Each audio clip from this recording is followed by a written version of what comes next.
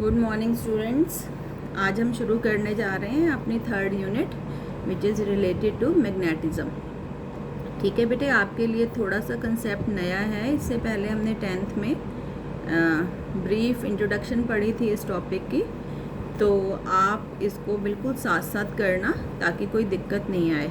ठीक है, तो लेट्स स्टार्ट। अच्छा, एक बात और कि ये थर्ड यूनिट की जो है ये 4 पार्ट्स हैं।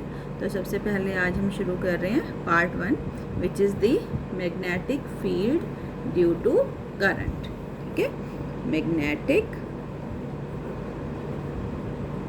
Field due to current. तो थोड़ा सा मैं ब्रीफ इंट्रोडक्शन हम इसको यहाँ पर लेंगे इसका कि बेटे मैग्नेटिज्म, चुंबक के बारे में आपने छोटी कक्षाओं में भी पढ़ा होगा। सबसे मेन पार्ट जो पढ़ी होगी वो ये कि मैग्नेट के 2 पोल्स होते हैं, एक नॉर्थ पोल और एक साउथ पोल होता है। ठीक है, आपने अपनी लैब्स में स्कूल में देखी होगी एक कंपास नीडल होती है इस तरीके की गोल, जिसमें एक चुंबकीय नीडल लगी होती है, एक मैग्नेटिक नीडल लगी होती है। इस नीडल का एक सिरा नॉर्थ और एक सिरा south. This compass needle is use to determine the direction. बड़ी भी होती हैं, छोटी भी होती हैं। तो मैग्नेटिज्म जो टॉपिक है बेटे, ब्रॉडली 2 पार्ट में यहाँ हमने डिवाइड किया है। पहले 2 चैप्टर्स में हम पढ़ेंगे magnetism which is caused by electric current. ठीक है, ये आपके लिए नई चीज़ है। और बाद वाले 2 टॉपिक्स में हम प्योर मैग्नेटिज्म पढ़ेंगे जो मैग्नेट की वजह से होता है। ठीक है, मतलब मैग्नेटिज्म जो है वो 2 तरीक़ों से क्रिएट हो सकता है, एक ड्यू टू मैग्नेट्स और एक ड्यू टू करंट। तो पहले ये 2 चैप्टर्स जो हैं they are related to magnetic fields due to current. तो इसमें सबसे पहले actually earlier it was thought कि there is no connection between electricity and magnetism. ठीक है, लेकिन ऑरेस्टेड फाउंड कि when a current through a wire flows, it deflects the magnetic needle held below it। कि जब किसी कंडक्टिंग वायर में से करंट गुजरता है तो उस वायर के नीचे रखी हुई ये जो मैग्नेटिक निडल है ये हिल जाती है, डिफ्लेक्ट हो जाती है। अब बेटे मैग्नेटिक निडल को डिफ्लेक्ट करने के लिए हमें क्या चाहिए? वी नीड मैग्नेटिक फील्ड, चुंबकीय क्षेत्र। लेकिन यहाँ तो कहीं चुंबक है नहीं, तो वो मैग्नेटिक फील्ड कहाँ से आ रही है जो इस नीडल को डिफ्लेक्ट कर रही है? Actually that magnetic field is being created by this current which is flowing through this wire. तो this is called magnetic field due to current. कि जब भी किसी कंडक्टर में से करंट फ्लो करता है तो उसके चारों ओर एक मैग्नेटिक फील्ड क्रिएट हो जाती है। क्लियर है? तो दिस वाज द ऑरेस्टेड एक्सपेरिमेंट कि अगर हम ये वायर ले रहे हैं, इस वायर को हमने एक सेल और एक की से कनेक्ट कर दिया और जैसे ही हमने प्लग पुट ऑन किया तो current start flowing from positive terminal to negative terminal. उसी क्षण जैसे ही करंट स्टार्ट फ्लोइंग, ये जो नॉर्थ पोल है मैग्नेट का, it get deflected towards waste, ऊपर की तरफ हिल जाता है, वेस्ट की तरफ चला जाता है। और साउथ किस तरफ आ जाता है? ईस्ट की तरफ। और अगर हम ये डायरेक्शन रिवर्स कर दें करंट की, मतलब अब नेगेटिव यहाँ बना दें और पॉजिटिव यहाँ बना दें, this is the key, this is the magnetic needle south to north. लेकिन अब जब करंट जाएगा वो जाएगा वही पॉजिटिव से नेगेटिव, मतलब this is the direction of current. तो ये जो डिफ्लेक्ट हो रहा था पहले नॉर्थ पोल कहाँ हो रहा था? वेस्ट की तरफ। अब बजाय it get deflected towards east, opposite.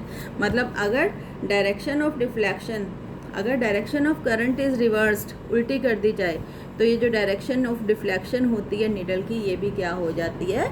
उल्टी हो जाती है, रिवर्स हो जाती है। This is the Oersted's experiment. Simple experiment है विच कन्फर्म्ड कि current through the wire produces the magnetic field. अब इसको, इस डायरेक्शन डिफ्लेक्शन को नोट करने के लिए इसको हम स्नो वर्ड से याद रख सकते हैं कि जब current is flowing from south to north, ऐसे जा रहा है ना इस डायरेक्शन में, south to north, south to north, तो जो नॉर्थ पोल है it get deflected towards west. Clear है? तो this is the Oersted's experiment, simple experiment था। तो अब हम इंट्रोड्यूस करते हैं अपनी एक नई physical quantity which is called magnetic field. तो as you remember, what is electric field? It is the space around a charge. तो what is magnetic field? It is the space around a magnet. किसी भी magnet के आसपास की जगह, आसपास की उतनी जगह जितनी जगह में इस मैग्नेट का जो है मैग्नेटिक इफ़ेक्ट जो है इट कैन बी एक्सपीरियंस्ड, उस जगह को हम क्या कहते हैं? Magnetic field. और मैग्नेटिज्म जो है वो करंट से भी क्रिएट होता है। तो यहाँ देखो, तो किसी भी करंट कैरिंग कंडक्टर के, माना अब ये कंडक्टर है जिसमें से करंट जा रहा है, तो किसी भी करंट कैरिंग कंडक्टर के आसपास की वो जगह जिसमें इसकी मैग्नेटिक फील्ड को हम एक्सपीरियंस कर सकें, that is called magnetic field. That is called magnetic field. इस केस में, सेकंड केस में, जैसे ही हम करंट को स्विच ऑफ करेंगे, करंट फ्लो करना बंद करेगा, ये मैग्नेटिक फील्ड जो थी ये गायब हो जाएगी, इट डिसअपीयर्स। वेयर एज यहाँ पे परमानेंट मैग्नेट के आसपास जो मैग्नेटिक फील्ड होती है इट इज़ परमानेंट। क्लियर है बेटे? तो मैग्नेटिक फील्ड को डिफाइन करने के लिए we have a physical quantity which we denote by B. किससे डिनोट करते हैं मैग्नेटिक फील्ड को? बी से। जैसे हम इलेक्ट्रिक फील्ड को किससे डिनोट करते थे? ई से। तो मैग्नेटिक फील्ड के यहाँ पे हम 3 नाम हैं। मैग्नेटिक फ्लक्स डेंसिटी कह सकते हैं हम इसको, मैग्नेटिक फील्ड इंडक्शन और मैग्नेटिक फील्ड इंटेंसिटी। जैसे इलेक्ट्रिक फील्ड इंटेंसिटी थी, मैग्नेटिक फील्ड इंटेंसिटी। तो यहाँ मैग्नेटिक फील्ड को बेटे डिफाइन करने से पहले कि क्या यूनिट्स रहेंगे, क्या डायमेंशंस रहेंगे, तो we have to derive an expression for force experience by a charge moving in a magnetic field. एक बात ये दिमाग में फिर दोबारा समझ लो कि जब करंट फ्लो करता है कंडक्टर से तो उसके चारों ओर क्या उत्पन्न हो जाती है? Magnetic field. करंट फ्लो कर रहा है, but it means charge is moving. तो a moving charge is a source of magnetic field. अगर कहीं चार्ज मूव कर रहा है तो it is the source of magnetic field. Clear है? तो अब हम एक एक्सप्रेशन डिराइव करेंगे जिसकी हेल्प से हम बी को मैथमेटिकली डिफाइन करेंगे, इसकी यूनिट्स को और इसके डायमेंशंस को। तो एक्सप्रेशन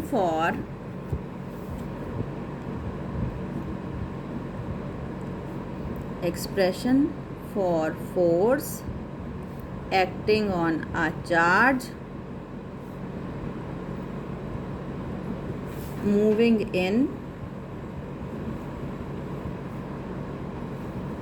magnetic field,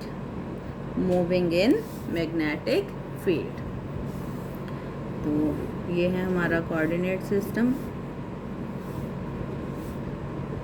सपोज ये प्लस क्यू चार्ज है विच is moving with velocity v, और जो हमने मैग्नेटिक फील्ड अप्लाई कर रखी है that is along this direction, और v और b के बीच में एंगल कितना है?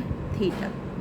अब ये जो वेलोसिटी कंपोनेंट है इसको हम दो कंपोनेंट्स कर सकते हैं। This is v sine theta which is perpendicular to magnetic field, and this is v cos theta which is in the direction of magnetic field. तो बेटे सबसे पहली बात तो ये कि ये जो चार्ज मूव कर रहा है मैग्नेटिक फील्ड में, why it will experience force, क्यों लगेगा इसके ऊपर फोर्स? तो देखो बेटे, एक तो मैग्नेटिक फील्ड आपने अप्लाई कर रखी है और दूसरी मैग्नेटिक फील्ड क्रिएट हो रही है इस चार्ज के मूव होने से। जब चार्ज मूव करता है तो करंट बनता है ना, और करंट के चारों ओर क्या प्रोड्यूस होती है? Magnetic field. तो ये जो दो मैग्नेटिक फील्ड्स हैं जब आपस में इंटरैक्ट करती हैं तो charge particle will experience a force, and it is found कि मैग्नीट्यूड ऑफ दिस फोर्स जो है वो किन फैक्टर्स पर डिपेंड करता है? Number 1, it is directly proportional to the magnitude of charge, कि अगर चार्ज ज़्यादा है तो उसके ऊपर फोर्स भी ज़्यादा लगेगा।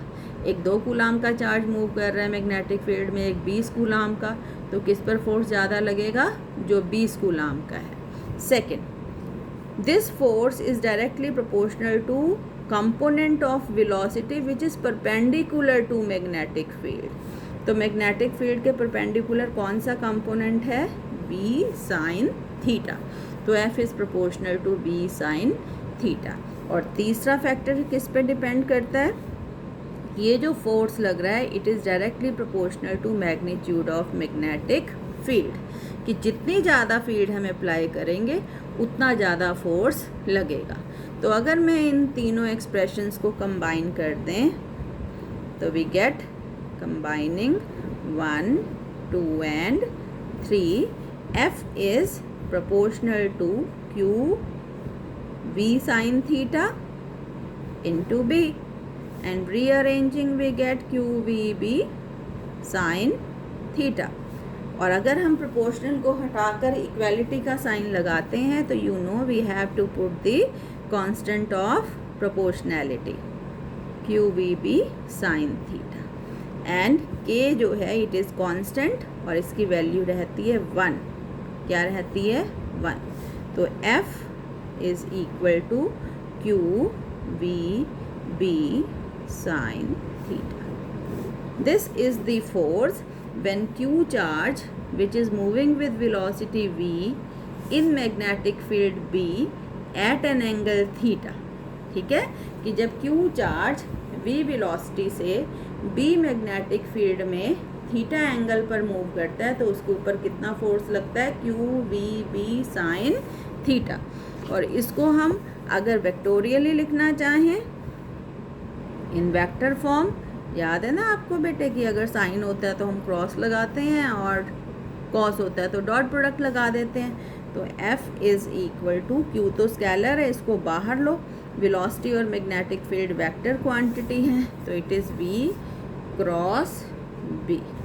ठीक है, तो this is the vector form F equal to QV cross B।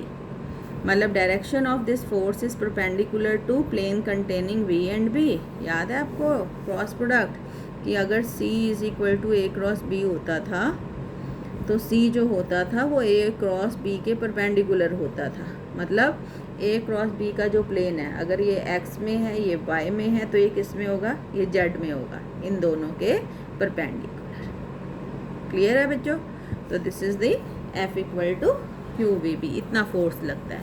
अब अगर हम थोड़े से स्पेशल केस डिस्कस करें यहाँ पर, तो नंबर 1, अगर थीटा 0 या 180 डिग्री हो। थीटा 0 का क्या मतलब है? ये थीटा 0 का क्या मतलब है? कब होगा थीटा 0? जब चार्ज पार्टिकल की वेलोसिटी भी इसी डायरेक्शन में होगी। 180 कब होगा? जब चार्ज पार्टिकल इस तरफ मूव करेगा अपोजिट मैग्नेटिक फील्ड के। तो दोनों केसेस में इधर देखो, साइन 0 रखेंगे तो भी 0 हो जाएगा ये, और साइन 180 रखेंगे तो भी ये 0 हो जाएगा, और इसके 0 होते ही फोर्स कितना हो जाएगा? टोटल 0।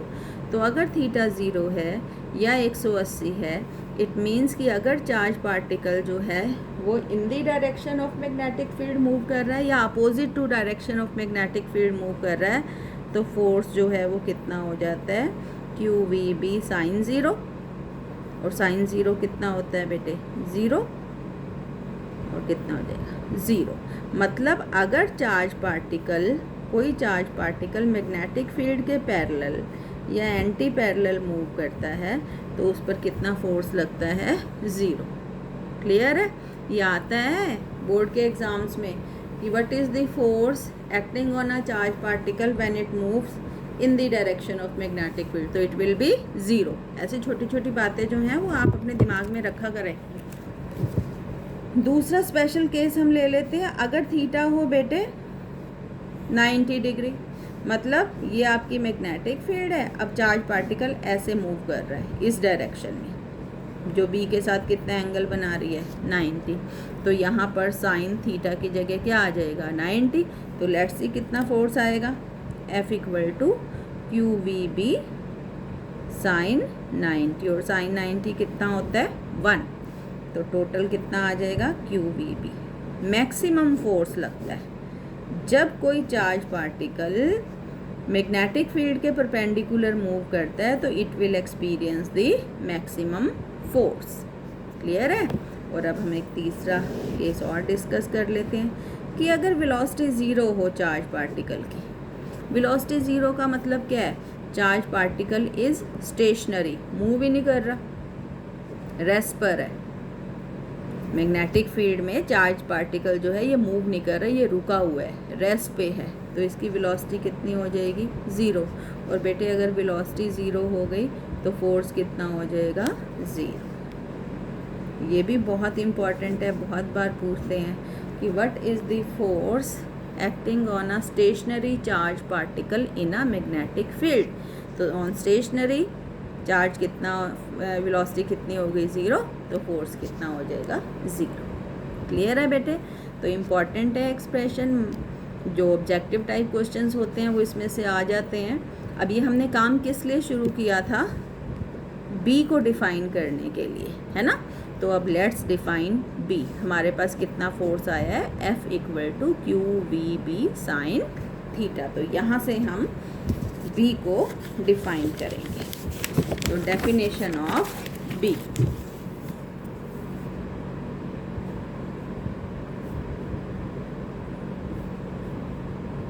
मैग्नेटिक फील्ड को डिफाइन करेंगे।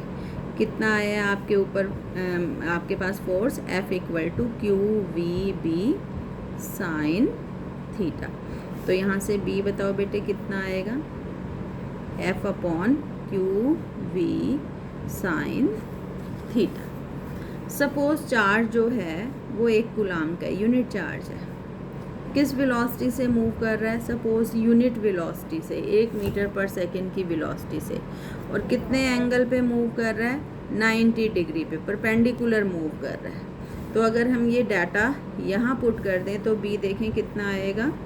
B = F, Q है आपका 1, V है आपका 1, sin 90 भी कितना हो गया? 1। तो क्या है आपके पास? B = F। मतलब magnetic field is equal to force experienced by unit charge moving with unit velocity perpendicular to magnetic field। कि किसी भी जगह पर मैग्नेटिक फील्ड जो होती है वो उतने फोर्स के बराबर होती है जो लगता है 1 कूलाम के चार्ज पर, which is moving with velocity 1 metre per second perpendicular to direction of magnetic field. तो लेट्स राइट इट कि magnetic field is defined as the force experienced by unit charge। unit charge मतलब 1 coulomb का charge, unit charge moving with unit velocity। unit velocity means 1 meter per second perpendicular to the direction of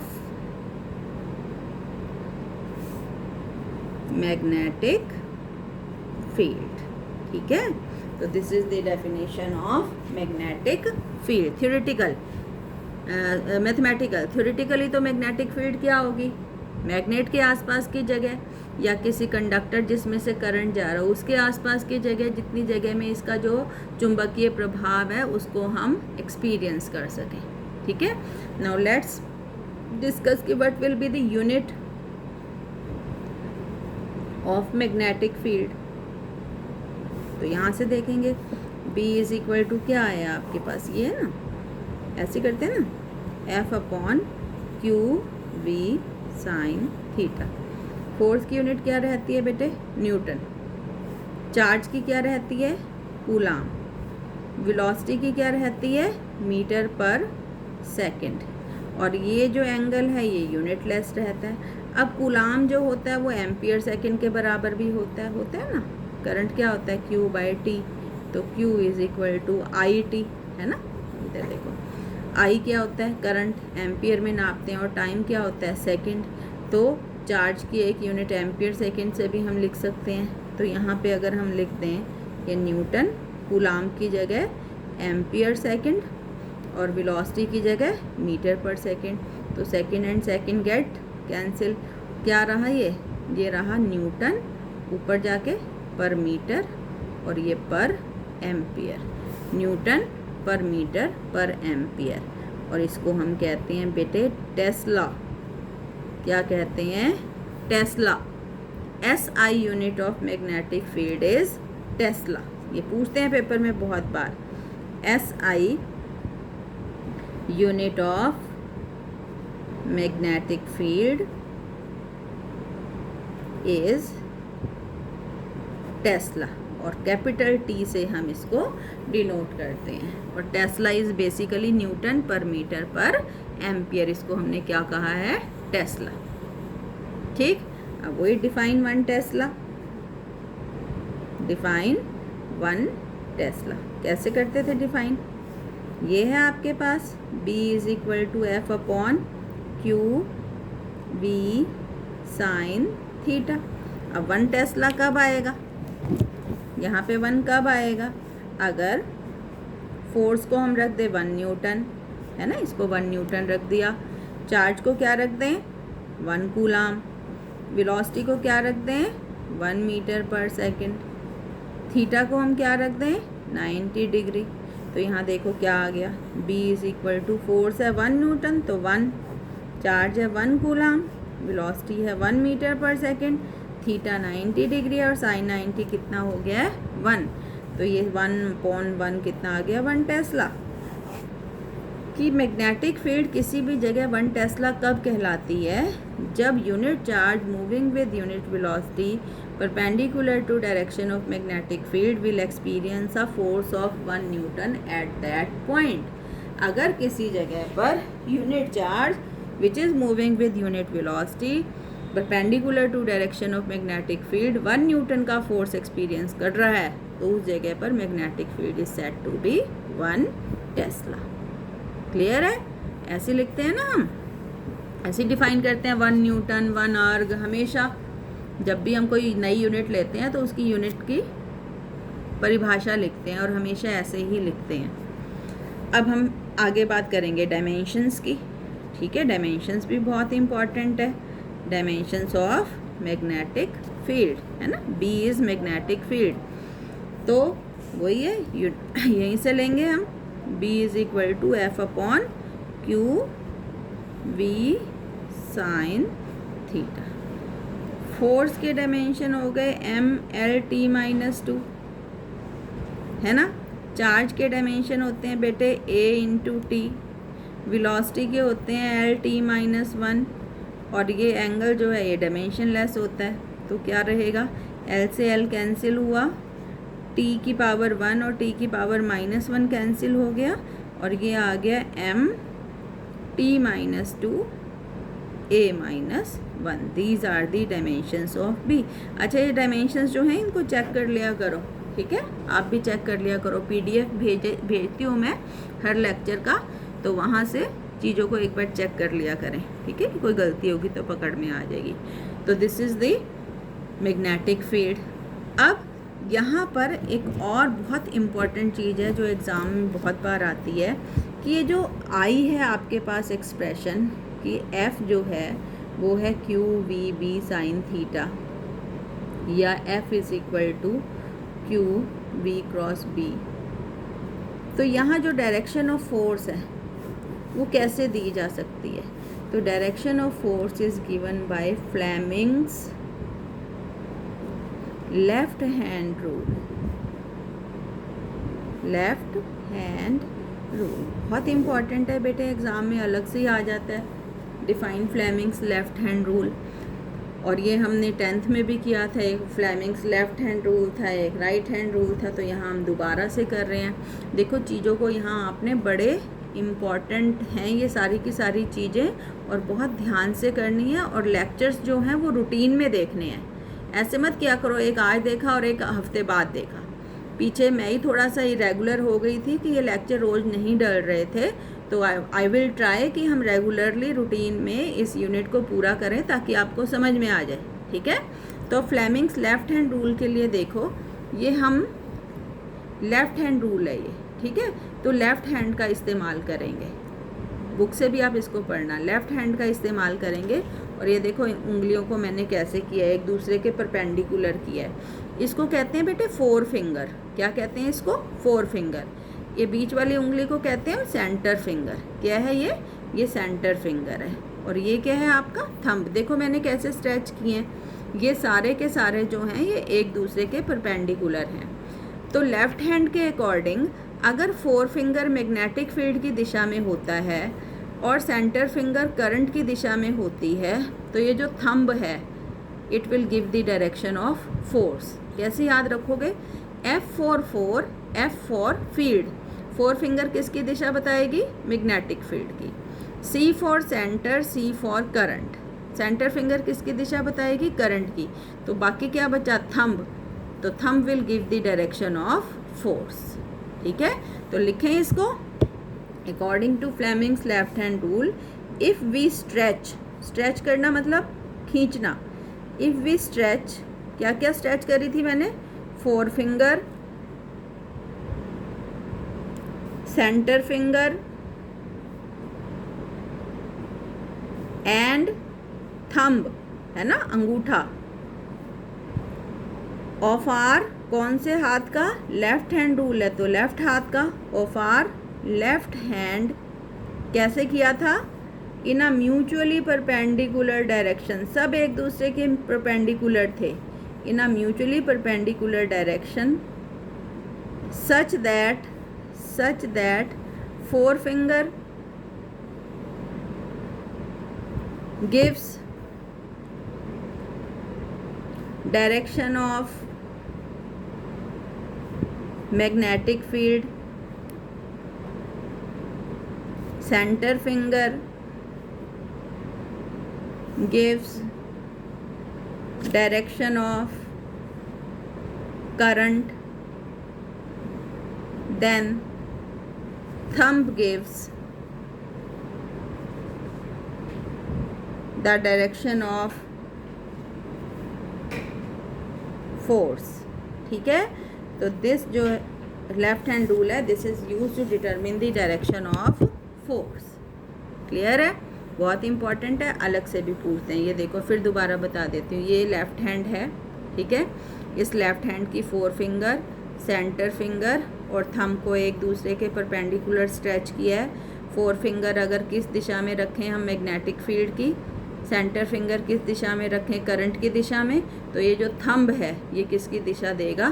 force की दिशा देगा। इस पर based numericals होंगे, problems होंगे, तो उसमें ये बहुत यूज़ होगा। ठीक है, फिर याद रख लो F for field, four finger gives the direction of magnetic field. C for centre, C for current, centre finger will give the direction of current. तो बचा क्या? थंब। और क्या बचा? फोर्स। तो thumb will give the direction of force. ठीक है बच्चों, तो this is the Fleming's left hand rule. तो आज ये जो हमने टॉपिक शुरू किया है मैग्नेटिज्म, और इसमें एक बहुत इंपॉर्टेंट जो डिस्कशन थी मैग्नेटिक फील्ड की, वो कंप्लीट करते हैं। और इन लेक्चर्स को बिल्कुल साथ साथ करके और आप अच्छे से साथ साथ इसको तैयार करते रहना, क्योंकि नया टॉपिक है। अगर आप इसको छोड़ दोगे तो ये फिर आपको समझ में नहीं आएगा। अभी तो लग रहा है कि सब आएगा। ठीक है, तो एक न्यूमेरिकल दे रही हूँ मैं, रोज़ का इसमें एक ना एक छोटा न्यूमेरिकल दूंगी, ताकि मुझे पता चले कि आप लोगों ने काम किया है। आप मुझे उसका आंसर भेजेंगे। ठीक है, तो आज का न्यूमेरिकल है 10 coulomb charge is moving with 2 metre per second velocity in a 5 Tesla magnetic field at 30-degree angle. Calculate force acting on the charge. तो गिवन देखो अब क्या क्या है। चार्ज कितना दिया हुआ है? 10 कूलाम, है ना, 10 कूलाम। क्यू कितना है? 10 कूलाम। ये क्या दिया हुआ है? वेलोसिटी को क्या लिखेंगे, v। कितनी दे रखी है, 2 मीटर पर सेकेंड। ये क्या दिया हुआ है, 5 टेस्ला। 5 टेस्ला क्या होती है, मैग्नेटिक फील्ड की यूनिट होती है ना, तो ये b दिया हुआ है। और क्या दिया हुआ है आपको, थीटा कितना, 30 डिग्री। पूछ क्या रहा है आपसे, फोर्स पूछ रहा है, तो आपको फोर्स बताना है कितना लगेगा। क्लियर है, तो इसको आप आज करके और मुझे सेंड करेंगे। Thank you.